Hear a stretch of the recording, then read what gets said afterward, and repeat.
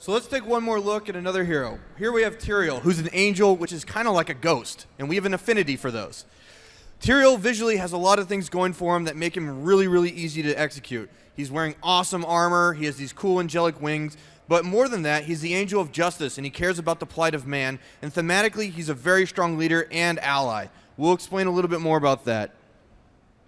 Yeah, so Tyrael can be played in kind of two different ways. He can be the ultimate initiator for your team, or he can kind of use his abilities to protect his allies.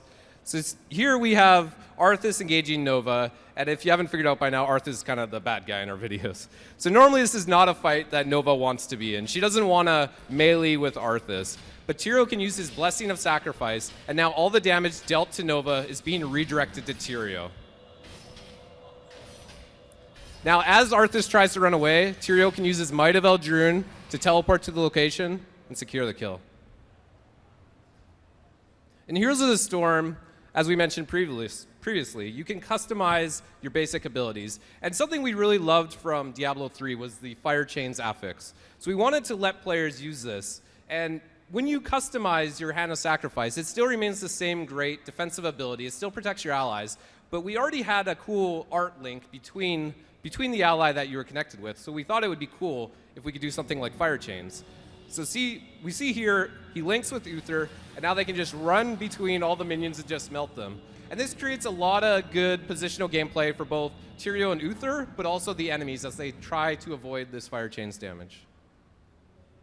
One of Tyrael's heroic abilities is Judgment, and this lets him be the ultimate initiator. He can charge in on an enemy, knocking them away and doing a lot of damage.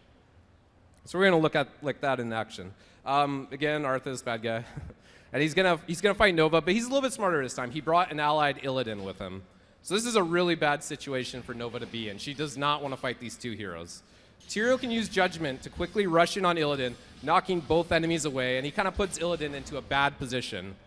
Illidan quickly goes down. He can use his Might of Eldrune to teleport on top of Arthas and continue the chase. It looks like Arthas is probably going to go down there. He did die.